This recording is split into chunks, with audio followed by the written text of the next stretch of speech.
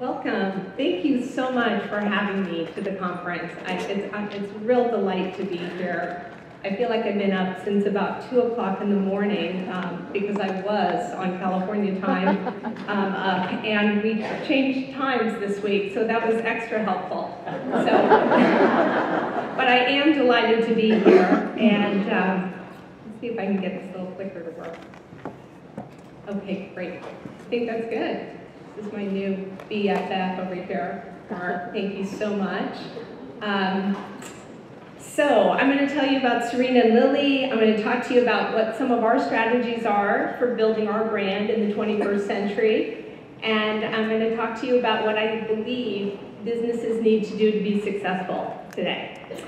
So, Serena and Lily, just a round of hands. Who knows about Serena and Lily? I'm kind of curious, just to get a feel. All right, that's actually a little bit more than I would have suspected, but we are in the catalog business, and we're still a pretty nascent brand. We have pretty low brand awareness today, a very niche market, but we're building a lifestyle brand that's committed to original and unexpected design. We design all of our own products. About 95%, 97% of our products are designed internally. We source and develop all of our products, and so we're fully vertically integrated. And we craft beautiful products for your home, but also provide inspiration for customers to embrace the spirited life. And I really believe that in order to stay passionate and come to work every day passionate, a business needs to have a purpose for being. And at Serena and Lily, we have 3 purposes for being, besides the 30% IRR to our wonderful partner investors. That is absolutely a purpose for being. But the other purposes that we really are passionate about are creating beautiful products for the home. I have been a home decor enthusiast since I had my first home. I love to decorate. I think about decorating 24/7. And thanks to the cooperative data science, they have also found the home decor enthusiasts. So I want to thank everyone in that business. The other purpose, and what I love about decorating personally is that I love to entertain. And it's really the soul of my home is entertaining my community, my family, and we enjoy having people over every weekend. So I really do love decorating my home, and it's not a superficial love of product. The second purpose is to inspire others to find their inner creative. Serena, when she found her inner creative, she was working in technology and she went off to art school in Italy, and she really, her soul came alive, and she felt so wonderful that she wanted to literally scale that for others. So a lot of what we do, and a lot of what you're going to see we do, is we built a toolkit to inspire creativity and help other people find their creative spirit. And the last purpose that we really spend a lot of energy on is I really want to create one of the best places to work. And so we have a lot of dedication to our culture, and my personal story was that corporate America didn't work for me when I got pregnant. So I really honor the work-life balance. I'm home for dinner every night, and I really believe in that. So let me just tell you about our history, so you know how we got started. I always say that had we known anything about this business, we wouldn't be in it today. So it's been quite a journey. I spent 17 years working in technology. I started my career as a CPA. I love the numbers. It's probably why I love the catalog business, because it's not a lot of subjectivity to it. And I spent my last 5 years at Microsoft. I wrote the business plan to open their first Microsoft retail flagship store in San Francisco. And then in the year 2000, I was expecting my first baby. I decided to leave the corporate world, and I had my first baby. I started doing a lot of nonprofit work, but I decided to go back into doing something in the business world. I opened up my own baby and children's home decor store in downtown Mill Valley called Mill Valley Baby and Kids. I popped my 1-year-old in a stroller, I strolled downtown, I put him in the crib, and I helped customers. And it was really a wonderful next career. Serena walked through my doors a year later. I was at the hospital giving birth to baby number 2 that day. My kids are all 2 years apart.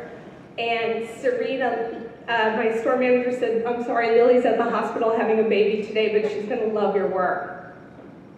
At the time, Serena was a decorative painter and a freelance artist. She worked for Restoration Hardware, she worked for Pottery Barn Kids, she had a lot of private clients. She left her portfolio at the store. The very next day, my baby was 20 hours old, and I wanted to show and tell him to my employees, so I came by the store. I saw Serena's absolutely beautiful portfolio, and I called her immediately. I said, "Hi, you left your portfolio at my store," and she's like, "Wait a minute, didn't you have a baby yesterday?" I was like, yeah, second baby, we're all good here. Excuse me. So I said, "So when are we gonna meet?" And we met about a week and a half later. There was such an initial chemistry between the two of us.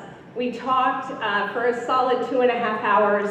By the end of our first meeting, we both came to the conclusion that the world needed new crib bedding. And you know, it's kind of ironic because now crib bumpers are completely, I mean, they're outlawed in the state of Illinois or in Chicago. But back in the day, there was no wonderful premium crib bedding. And I laugh when I tell the story to the Stanford MBA students, because where there's a void in a business, one needs to ask the question, is there a business? Is there an addressable market? But lo and behold, we went charging towards premium designer crib bedding. That was our niche because it didn't exist in the market, and for good reason. The addressable market's like 12 people. But the great news is we did Jennifer Garner's nursery the first year out of the gates. We have now done a lot of Hollywood stars. Serena and I were just down doing Reese Witherspoon's new nursery. We did Chelsea Clinton's nursery. So our nursery business is still very alive and well. But the great news is it put us on the map, because People Magazine did a 2-page article saying we were the nursery designers of the stars. And so that really kind of helped us with some customer acquisition. I wish we had that 2-page article today, because we didn't even have an e-com site. We had a marketing website that had like 12 HTML pages, and it was very interesting. We started our crib bedding business the day we met. Serena brought back designs to me 8 weeks later, and 6 months after we met each other, we did our first photo shoot. And so the baby that was born the day that Serena came in my store is off to the left there, that little adorable Ezekiel. He was 6 months old at our first photo shoot. So we can really track the age of this company with the birth of Zeke. And we mailed out this catalog of about 15 crib bedding designs to about 400 independent specialty stores nationwide. And lo and behold, there was a void in the market. 100 orders came over our fax machine within about 2 weeks. I call this the ultimate front-end loading job. We had not produced one inventory item. They were all cut and sew samples, completely mocked up in photo. So that kind of launched us into the business. We built an independent specialty channel of 600 doors in about a year and a half. And we literally, for 2.5 years, just were really trying to keep up with the demand of this premium crib bedding. At 2.5 years old, a friend of mine who had a very successful brand said to me, "Do you want to be a baby brand, or do you want to be a lifestyle brand? Because if you don't move on from baby, you're going to be the baby brand." And we're like, "No, we're going to be Ralph Lauren when we grow up." And so we decided that we would start to grow up the assortment. And our babies were moving out of their cribs, and we launched kids bedding 2.5 years after the business launched, 2007. And again, we had 600 independent specialty stores. We had Bloomingdale's, we had Neiman's and Nordstrom. We did this up until about 2009. We just sold exclusively to the wholesale channel. And in 2009, we introduced adult bedding. And we pivoted the company to becoming a direct-to-consumer brand. And we dropped our first catalogs that year, launched our e-com site, and really started to, at the same time, as we all know what happened in 08, 09, about 50% of our independent specialty stores unfortunately went out of business, given the recession. So it could not have been more impeccable timing for us to take control of our own destiny. So I would say since about 2010, we've been building our house file, we've been building our assortment, and we are a full-fledged omni-channel company today. We launched our first retail store in the Hamptons in the summer of 2013, and we launched another store in San Francisco in May of 2014. So that store's been open about 7 or 8 months. Our plan right now is to open probably about 25 doors in the next 3 to 5 years. We really think it's an amazing complement to what we're doing in the direct-to-consumer business.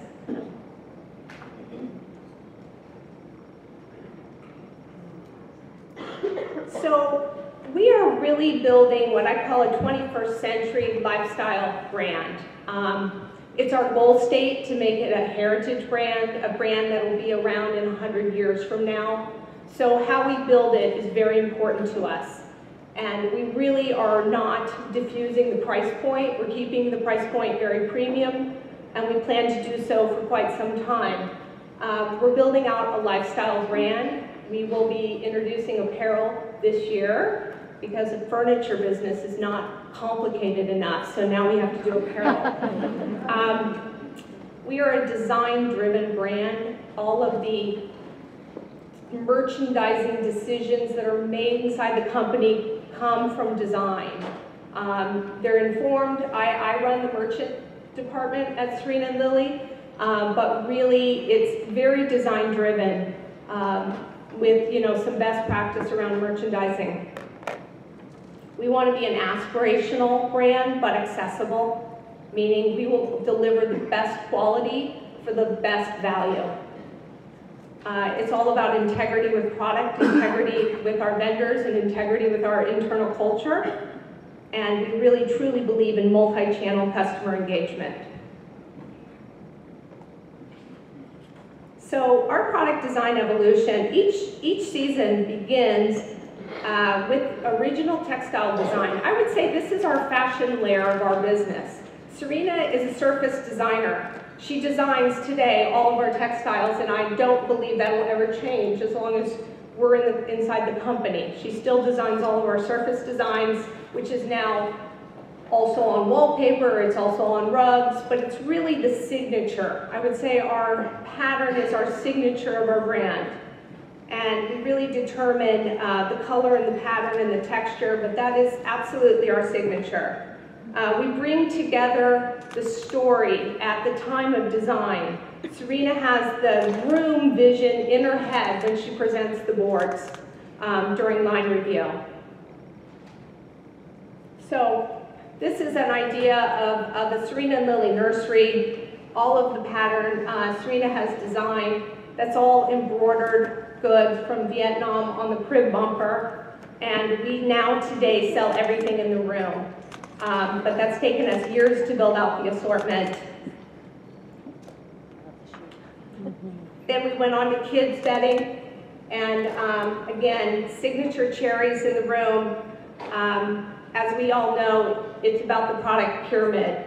It's about creating the aspirational life, but really what you sell is white sheets at the end of the day. That's what people want to sleep on. But it's really, for us, it's about the product pyramid. It's about being the design leaders in what we do. So it drives the basics, it drives our core business. We moved into master bedrooms in 2009, And we've been carrying on with new assortments ever since. We've been introducing new categories every single season. We have 4 seasons a year, and we try to introduce at least one new category in each season. This is what I call one of those living rooms. It's, I want to live there. All of our photography is created to create an emotional connection with our customer when they open the book to say, I want to live there. And what happens is they end up buying everything in that picture because they want to live there. They want the room. Come April 21st, we will be introducing our first ever apparel collection. It's a capsule collection, and just to give you a little bit of a sense of what it's iconic, it's classic, it's timeless. Our marketing is designed in such a way to really have our customers interact with us. Our catalog is more like what I would consider a magalog today. It has a lot of editorial content, and we want the customer to keep it around like a shelter magazine. So it's perfect bound, and we really invest in the paper quality and the creative expense, because we really want the customer, when she gets that in the mail or he gets that in the mail, to be as excited as their favorite magazine that they get in the mail. We are doing some brand advertising through full page advertising through the shelters, C magazine. E-commerce is obviously a very important part of our business today, and you know, we see the catalog as a marketing vehicle. We don't see it as a channel. We've never referred to it as a channel. The channel is direct to consumer. Catalog, online advertising, brand advertising, those are all just marketing vehicles. The e-com site is actually where they transact. About 90% of our business is coming through the web, 10% call today because they have complex custom upholstery orders. And they need some design advice. They want to know if the rug goes with that particular chair. We definitely see retail as a marketing vehicle, and every channel is inspirational and additive for the customer. Our overall strategy, we believe the customer today is absolutely overwhelmed by product choice, by marketing messages, has a complete email fatigue in their inbox. And so we think about that, and we really want to help our customer curate through the noise. Just tell me what I'm supposed to like and what I'm supposed to buy.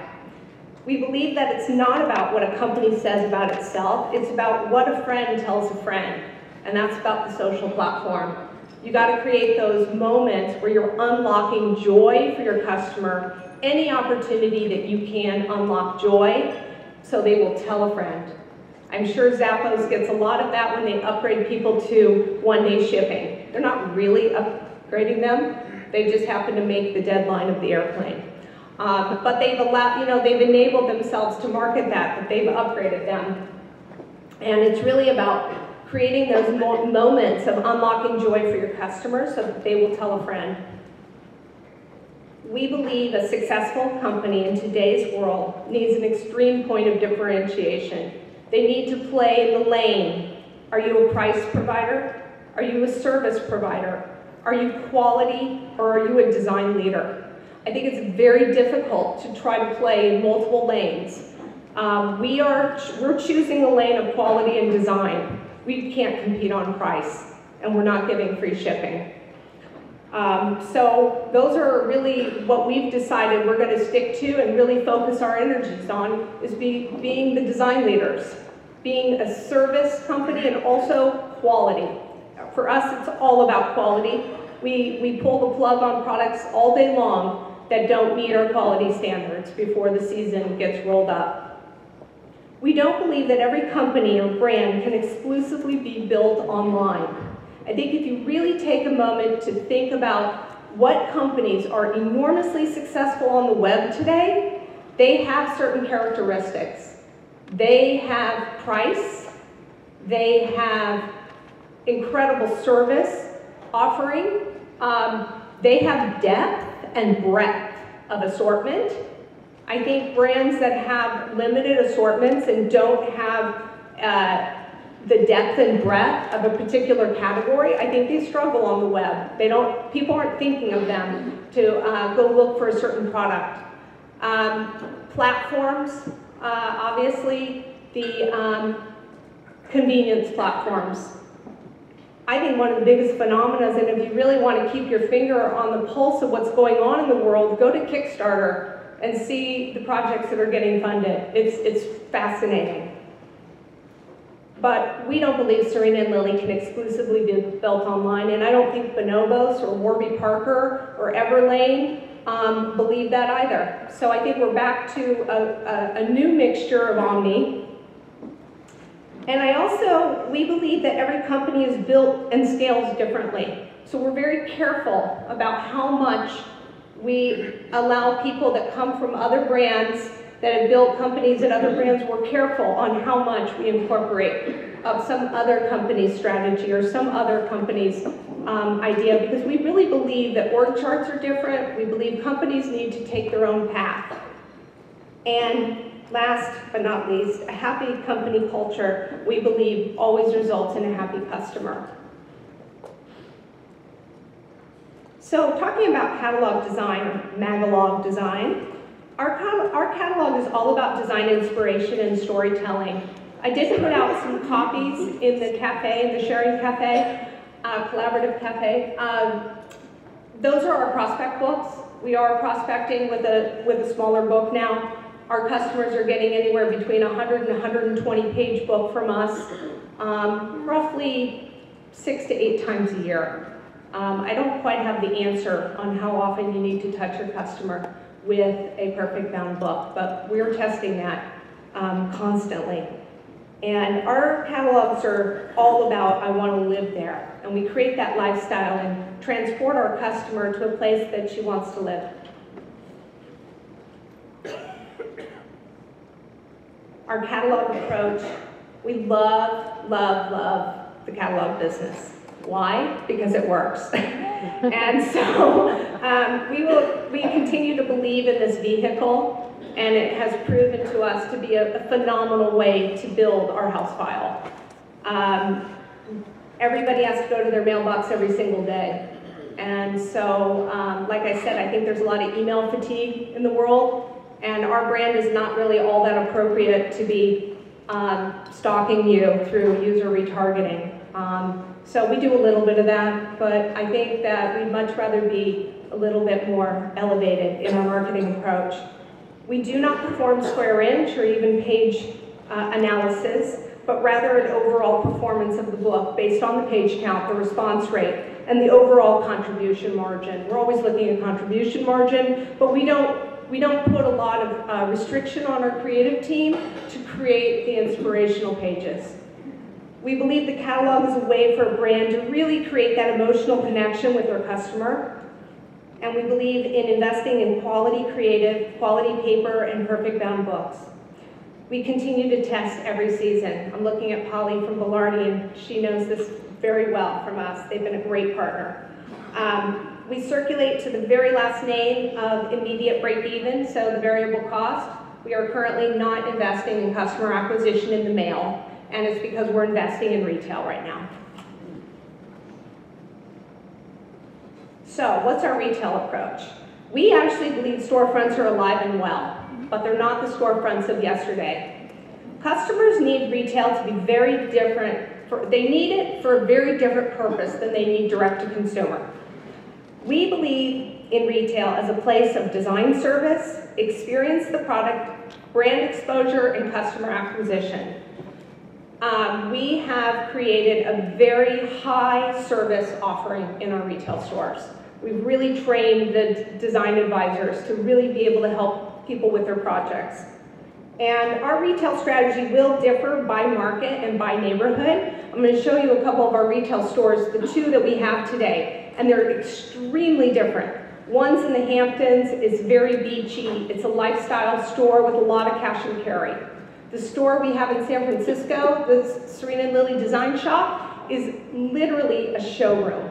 You cannot leave with anything, and it's an extension to our D2C business. So we play to our strengths, we keep the moving parts minimal, because I say we're tooled to be a direct-to-consumer brand. We design, we product develop, how many things can we be really good at? And so by adding retail with a lot of operational complexity is not something I want to jump into so quickly. And I think that some of the other direct-to-consumer e-com brands like Bonobos are finding out the same thing. It's very hard to move into a retail operational business. And we have a very balanced fleet approach. You probably won't be seeing our brand in a lot of malls. We're more of a street retailer, but we're really after the lifestyle collectives that are starting to pop up throughout the country. It's a very exciting time for retail. So I'm going to show you a couple of our stores.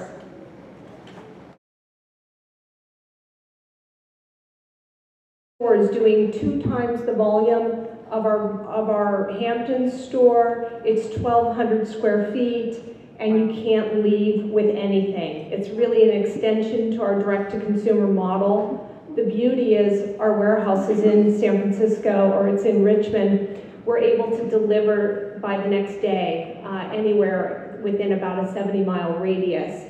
Now my operational job will be to figure out how we can deliver that type of service across the country in the major markets, because I think it's a real added benefit to be able to tell the customer they'll have it tomorrow and not have to always be visually merchandising and opening boxes inside of your retail stores. It causes such an operational overhead and burden that I really don't want to get involved with if we don't have to.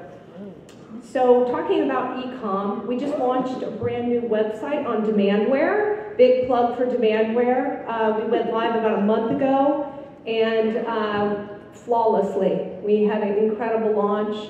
We're very happy, and it really opened up our possibilities from a merchandising standpoint. What used to take us about a week to get prepped for an event is taking us a few hours now. So it's really versatile, and we're really loving being able to watch conversion, and it's just been phenomenal. So we're pretty excited about our new e-com platform and feel like we've kind of laid a major foundational piece.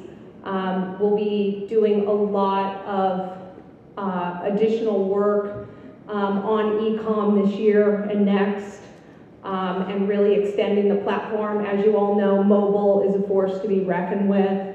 We are seeing at least 38% of our traffic coming through mobile right now, and we all know conversion's not really working on mobile per se, especially in our business. No one's going to buy a $3,000 sofa on mobile unless it's, you know, on flash sale at 50% off.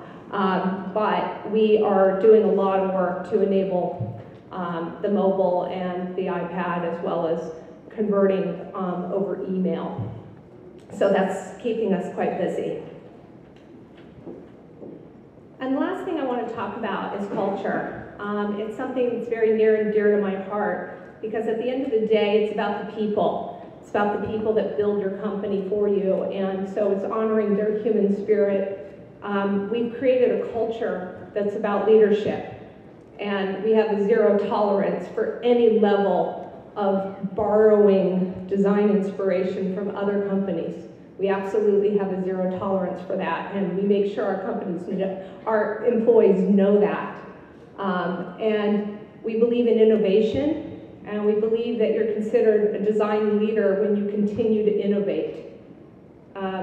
Authenticity, being authentic, passionate, and we believe in family, as well as creating a family inside the company, because I think that happiness is created by community, when people feel like they're part of a community. And so it's something we really believe in at our company, and really want people to say, I want to work there. And it's working great from a recruiting standpoint, because that word of mouth goes long and far. So the last thing I want to leave you with, and I do believe I have some time for questions, I'm going to leave you with a culture video that was created for Serena and myself on our 10-year anniversary 2 weeks ago. We had a celebration, and we had a very fun party in Sausalito, and our employees put together this beautiful video.